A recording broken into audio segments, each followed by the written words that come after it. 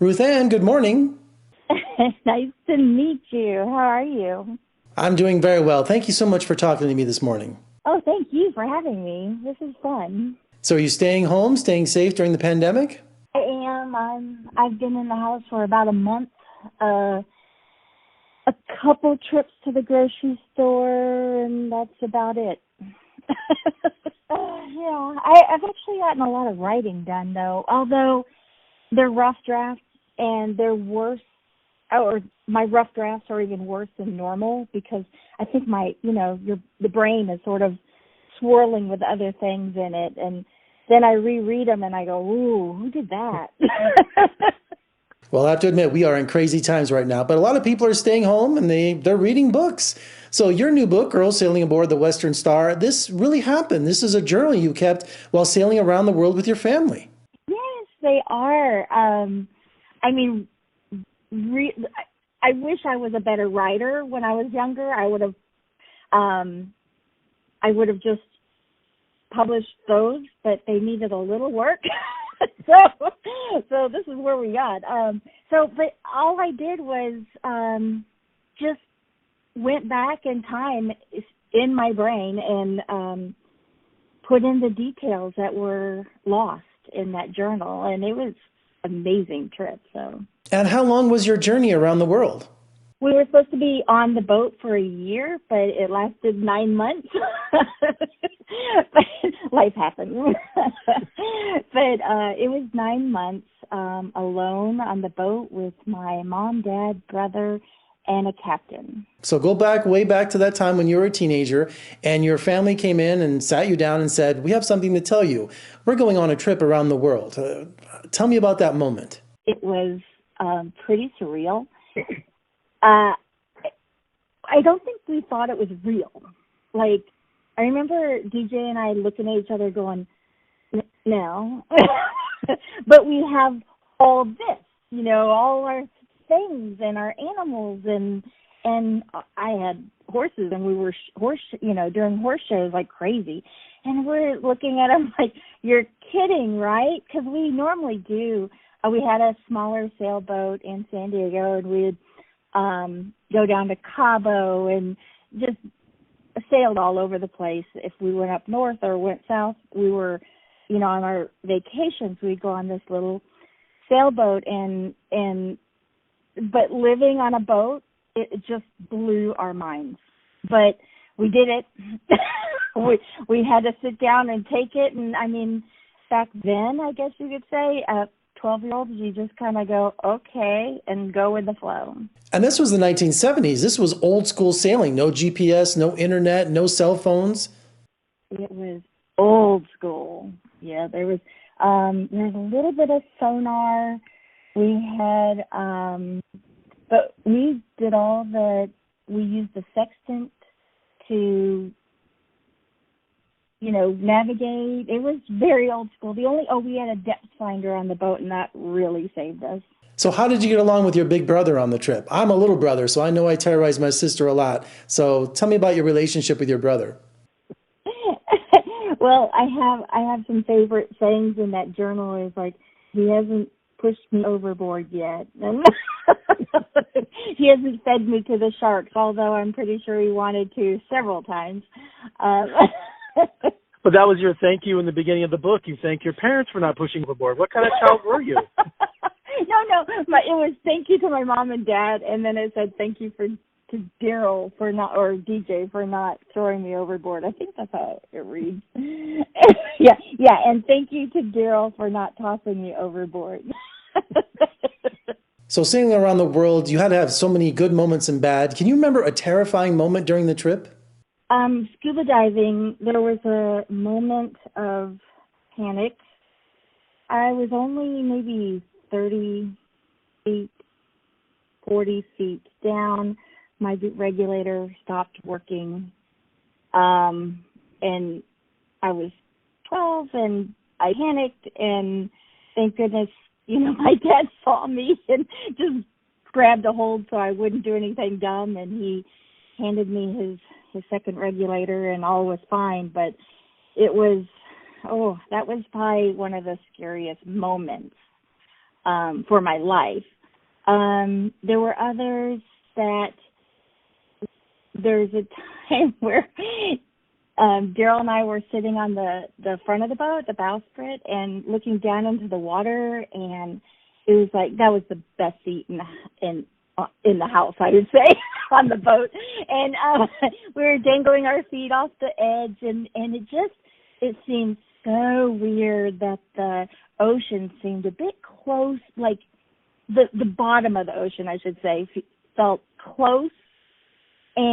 But we both went, well, this water is super clear, so it gives the great of illusion of maybe floating on air instead of water. And we're looking down, and we even see fish. And that was the coolest thing. They were darting and following us and darting away. And then all of a sudden, we hear the alarms from the depth finders go off, and it was like, ding, ding, ding. We both looked at each other like, oh my gosh, that is really close. That wasn't our imagination. So that was, and to know what happens next, you have to read the book. But that was another little terrifying moment. So when it was all said and done, RuthAnne, the first entry versus the last entry of your journal, did you see some really big changes in yourself? Well, while experiencing it, probably not. But while I was reading the real journal, I really did. And, I mean, this is a little girl that, I mean, basically, I was little, too. I was teeny for my age. And so this little girl from California left, and so I learned so much more about the world, about life. And it was all on a boat instead of out on the streets or whatever. And it was amazing. Yes, I saw a huge change in me, in my writing, everything. So did that trip instill a sense of adventure with you? Do you still travel to this day? I love to travel. Matter of fact, in January, I went to Antarctica, and I went with a group, but not a friend, a stranger, group. I took a National Geographic tour down to Antarctica for a couple weeks, and it was all by myself. So yes, I love adventure. I've gone to Iceland. I mean, I've traveled, I think it was like 27 countries I counted up. And in some were multiple times, like Iceland I went to 3 times. So I've been around the world. I love traveling, and so the adventure is still in me. But I think I would have stayed on a ranch if my dad didn't go, hey, we're going. So it really was a nice change. Now we live in this high-tech world with cell phones and the internet. And do you still encourage young people to keep a journal? I do. I think they should, I think they should journal even if they don't have anything, or they feel like they don't have anything to say. I know in this book, just to give an example, is I laughed so hard when I read the cloud story. I was crying. It was like an English assignment, and I just thought it was more like a poem kind of thing. And it's one of those things where I wrote it. It sounded so good in my head, and then when I read it back as an adult, I about fell over laughing. But it's such a great, I just wish I would tell all kids to journal, especially through these times right now. Even though I'm bored, I don't know what to say, there's something in there. And if they would just release it and not be fearful of anyone reading it, like I was terrified my brother would read my journal. And obviously he didn't, and and my parents didn't. They were so, when I gave them this book, presented it to them, they're like, what? And then they read it going, oh my gosh, that is the exact trip. That's just through your eyes. So, but I just encourage them to write. And even if it's just a great outlet. Like at the beginning of the book, I was so mad. I didn't want to leave. And it was just a great release. So I heard your original journal went missing. Say it isn't so. That's so sad. I moved so many times. I remember when I was living in Florida, just got married and starting a family. I remember when that was the last time I physically had it in my hands. And we were moved into a house, so I had it there. But then we had moved, oh gosh, probably 4 times since. But thank goodness, but I think I might have been pregnant with my first child and took that journal and typed it, or I don't know, put it in an old-fashioned computer, and I just typed it. And I don't know why, but maybe I had that feeling I was going to do something with it.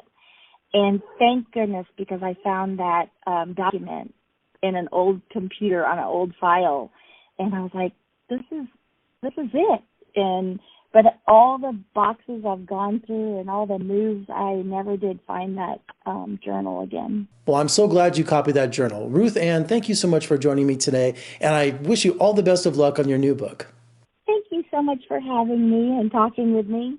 It's been fun. The Girl Sailing Aboard the Western Star from RuthAnne Anderson is now available. You can get it on Amazon or anywhere fine books are sold. I'm Jeffrey K. Howard in Las Vegas. Thank you for joining me. I'll see you next time.